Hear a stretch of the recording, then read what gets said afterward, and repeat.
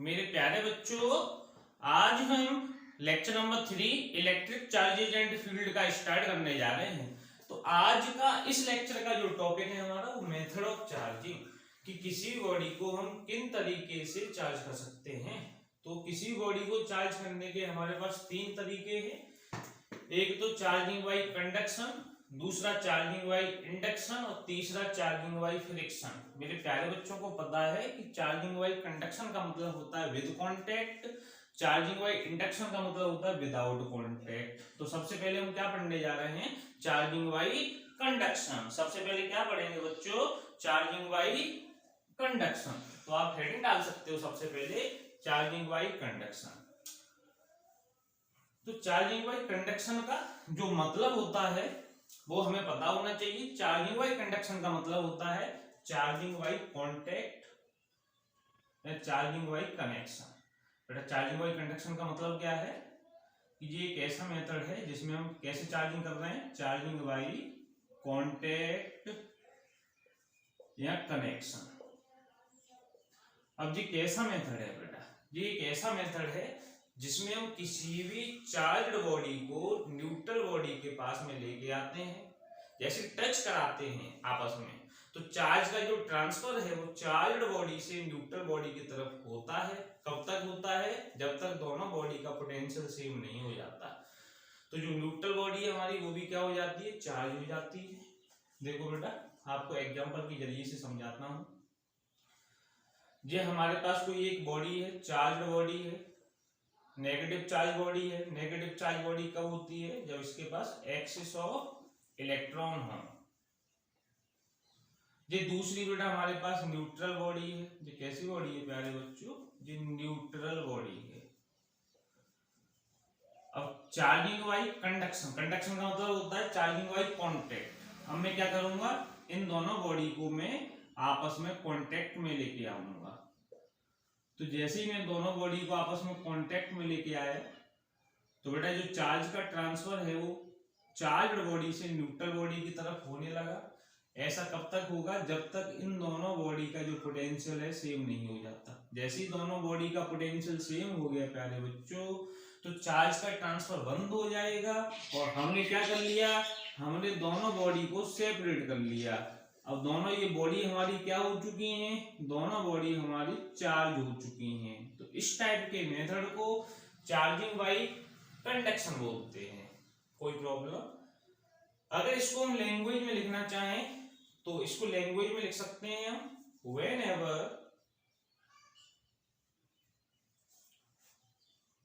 charged body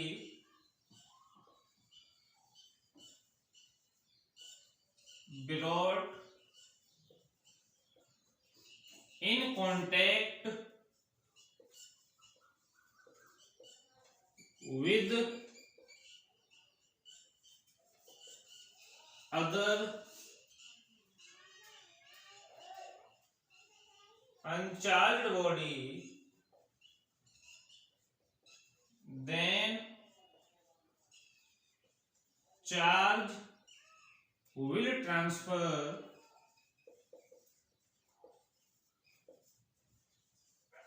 from charged body to uncharged body until potential of both body is same। तो मेरे सारे प्यारे बच्चों को बेटा चार्जिंग बाई कंडक्शन समझ में आता है। सारी बातों को नोट कर ले आप प्रॉपर। तो चार्जिंग बाई कंडक्शन में मैंने क्या बताया, जब हम एक चार्ज बॉडी को किसी न्यूट्रल बॉडी के पास में लेके आते हैं, जैसे मैंने दोनों को टच कराया तो चार्ज का ट्रांसफर चार्ज्ड बॉडी से न्यूट्रल बॉडी की तरफ हुआ। ऐसा कब तक होगा, जब तक इन दोनों बॉडी का पोटेंशियल सेम नहीं हो जाता। जैसे ही दोनों बॉडी का पोटेंशियल सेम हो गया तो दोनों बॉडी चार्ज हो चुकी है, दोनों को सेपरेट कर लिया बेटा। अब दोनों बॉडी के पास चार्ज आ चुका है। जो न्यूट्रल बॉडी थी हमारी वो भी चार्ज हो चुकी है, तो इसी मेथड को हम चार्जिंग बाई कंडक्शन बोलते हैं। तो सारे बच्चों को बात समझ में आई। चार्जिंग बाई कंडक्शन का मतलब होता है चार्जिंग बाई कॉन्टेक्ट या चार्जिंग बाई कनेक्शन। सारे बच्चे इसको छाप लें।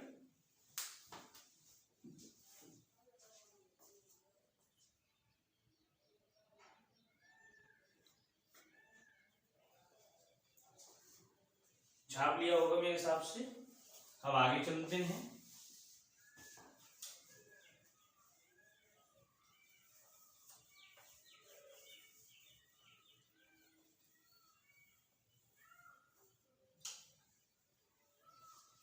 बेटा मान लो हमारे पास ये दोनों जो बॉडी हैं इनका शेप साइज और मटेरियल सेम है। ये दो बॉडी है बेटा, इसके पास चार्ज है Q और जो न्यूट्रल बॉडी है, न्यूट्रल बॉडी का मतलब इसके पास नेट चार्ज 0 है। तो बेटा अगर दोनों body if shape size and material of both body is same.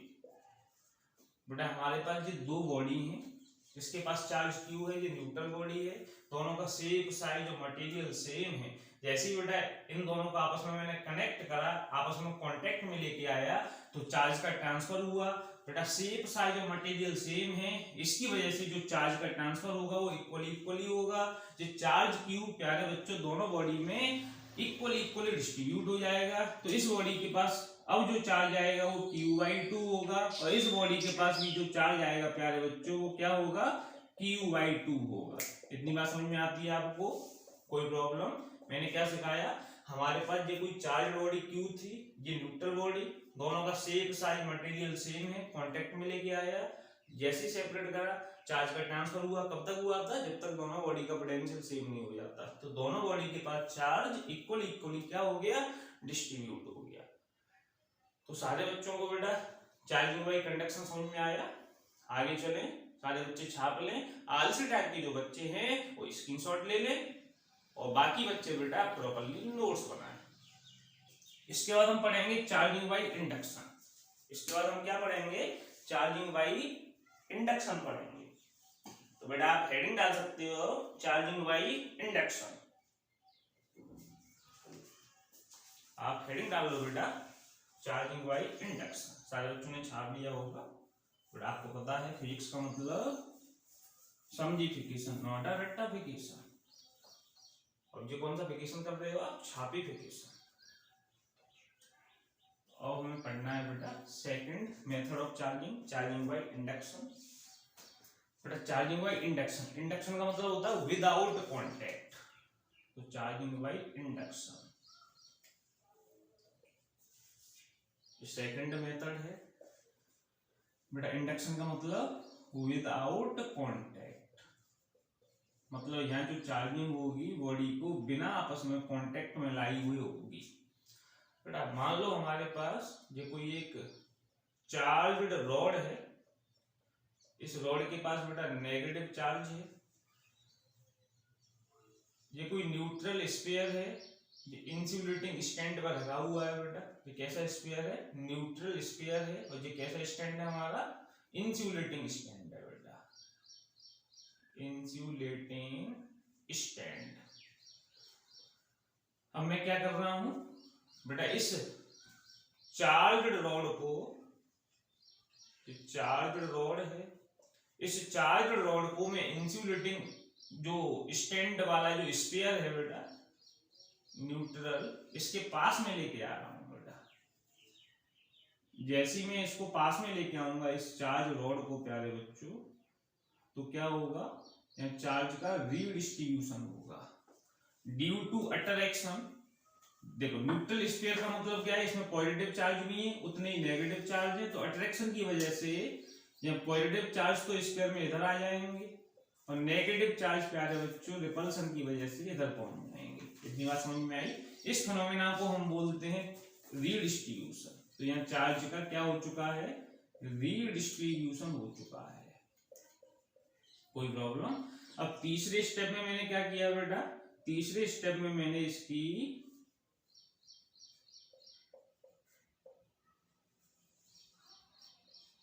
Earthing करा दी बेटा। यहाँ पॉजिटिव चार्ज था, ये नेगेटिव चार्ज था, ये इंसुलेटिंग स्टैंड है, इससे बेटा चार्ज हमारे ग्राउंड में नहीं जा पाएगा। मैंने एक वायर लिया जिसको अर्थ से जोड़ दिया, इसकी अर्थिंग करा दी बेटा।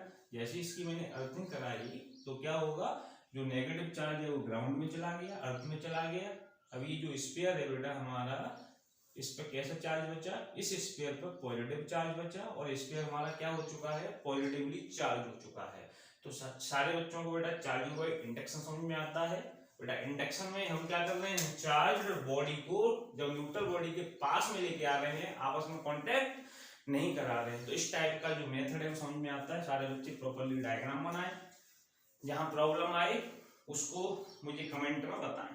तो हम लिख सकते हैं कि induction is a phenomena of redistribution of charge on a body when any other charge body is brought near it. क्या लिख सकते हैं इसको लैंग्वेज में, हम लैंग्वेज में भी लिख लेते हैं, लैंग्वेज में लिख देते हैं इसको। Induction is a phenomena of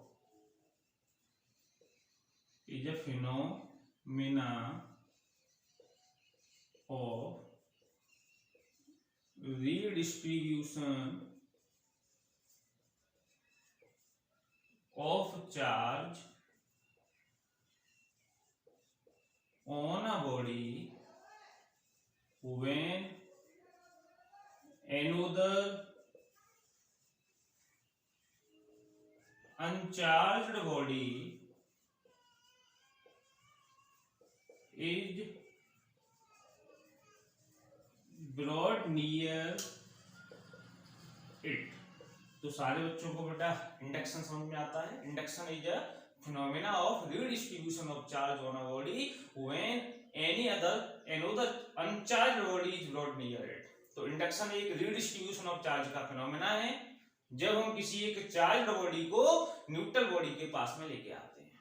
तो सारे बच्चों को बेटा कंडक्शन क्लियर हुआ, इंडक्शन क्लियर हुआ, सारे बच्चे प्रॉपर्ली छाप लें इसको। उसके बाद हम देखेंगे चार्जिंग बाय फ्रिक्शन। नोट करें प्रॉपर्ली। आज के टाइप के बच्चे क्या करें, स्क्रीनशॉट लें।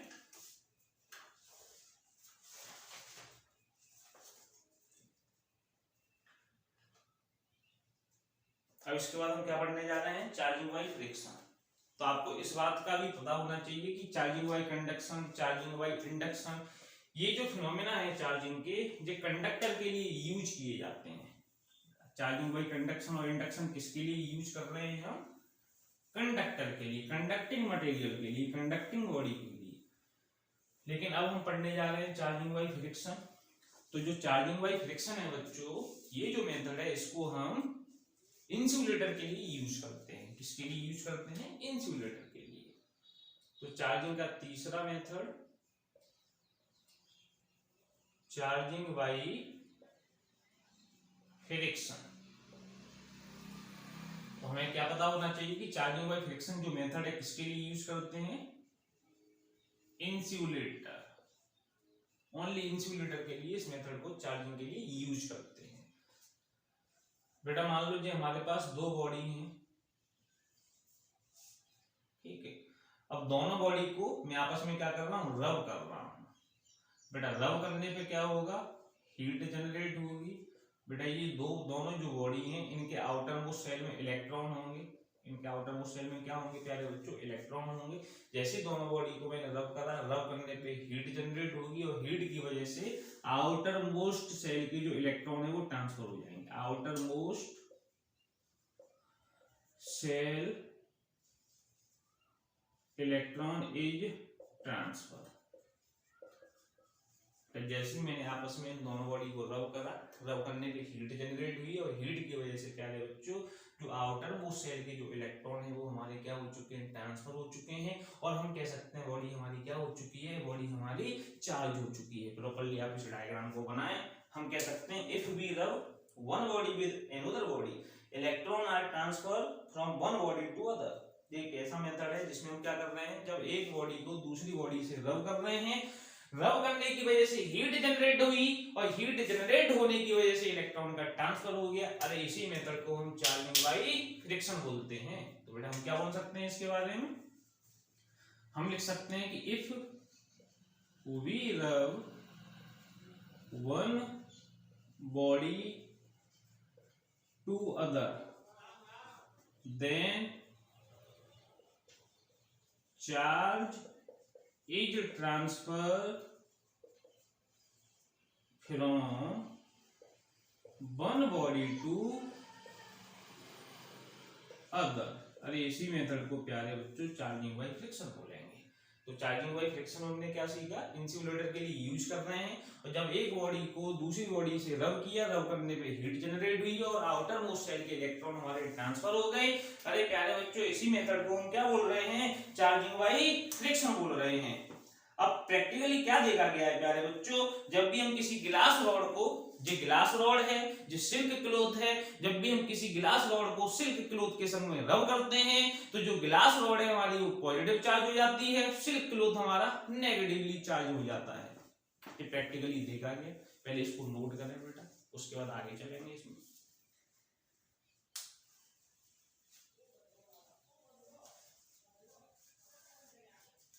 आप कर दूं इसको, छाप लिया होगा।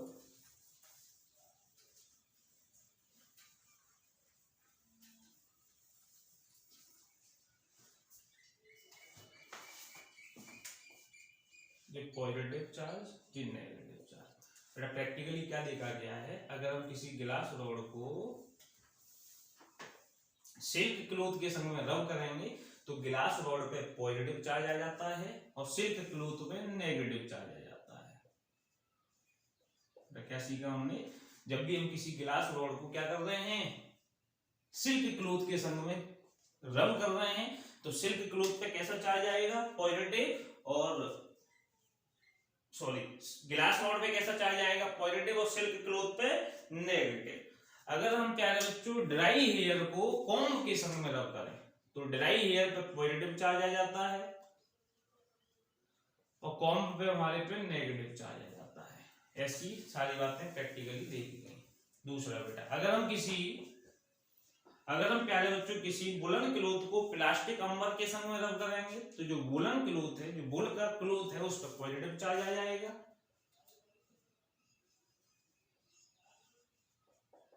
और जो प्लास्टिक या अंबर है या रबर है प्यारे बच्चों, उस पर नेगेटिव चार्ज आ जाएगा।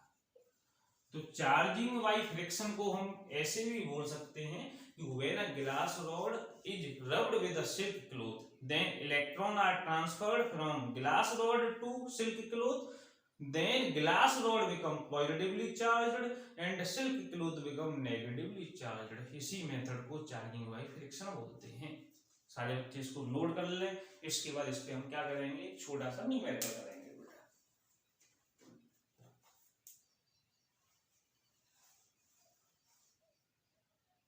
मेरे हिसाब से सारे बच्चों ने नोट कर लिया होगा।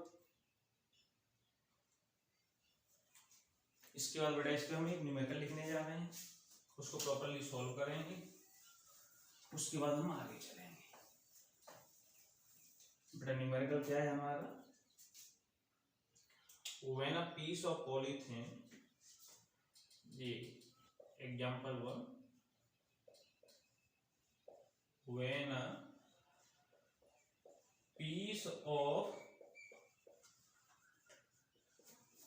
polythene is rubbed with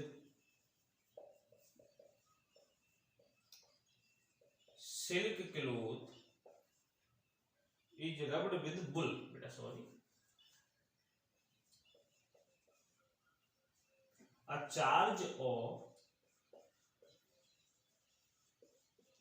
-2 into 10 की power -7 coulomb is developed on polythene, is developed on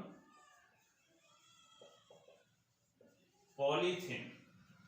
question कह रहा है बेटा आगे, what is the amount of mass which is transferred to the polythene,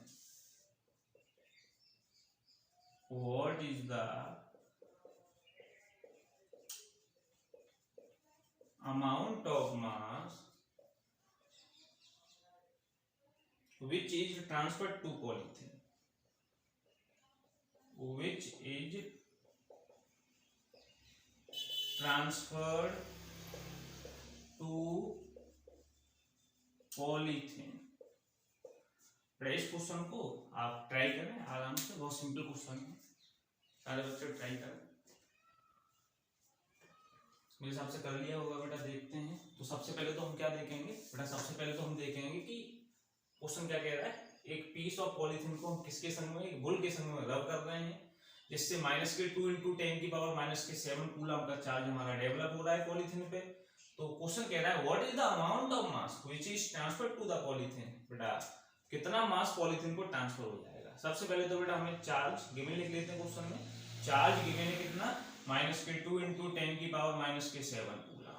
अब हम देख रहे हैं कि कितने नंबर ऑफ इलेक्ट्रॉन पॉलीथीन को ट्रांसफर हो जाएंगे बेटा। तो हमें पता है Q बराबर क्या होता है, NE होता है। तो N बराबर क्या हो जाएगा, Q/E हो जाएगा। अरे Q कितना है, -2 × 10⁻⁷ कूलम। अरे E कितना है, -1.6 × 10⁻⁻19 कूलम। C से C मर गया बेटा, माइनस से माइनस मर गया हमारा। इसको जैसे ही हमने सॉल्व करा प्यारे बच्चों, तो सॉल्व करने पे कैलकुलेटर से बेटा मैं सॉल्व कर रहा हूँ। सॉल्व करने पे ये हमारे पास आ गया 1.25 × 10⁻10, 1.25 × 10⁻12। तो बेटा n हमारे पास आ गया 1.25 × 10⁻12। हमें क्या निकालना है, जो मास ट्रांसफर हो रहा है उसको निकालना है। तो जो मास ट्रांसफर हो रहा है उसको कैसे निकालूंगा मैं, अरे number of electron into mass of one electron. अरे नंबर ऑफ इलेक्ट्रॉन कितने हैं, 1.25 × 10⁻12। एक इलेक्ट्रॉन का मास कितना होता है प्यारे बच्चों, 9.1 × 10⁻31 kg। जैसे इसको हमने सॉल्व करा बेटा, सॉल्व करने पे हमने क्या देखा कि इसका जो आंसर है हमारा, सॉल्व कर, आप आराम से सॉल्व करें। सॉल्व करने पे बेटा आंसर आ गया हमारा 11.3 × 10⁻19 kg। कोई प्रॉब्लम नहीं आता, देखें बेटा प्रॉपर्ली इसको। अगर आपको कोई प्रॉब्लम है तो मुझे बताएं।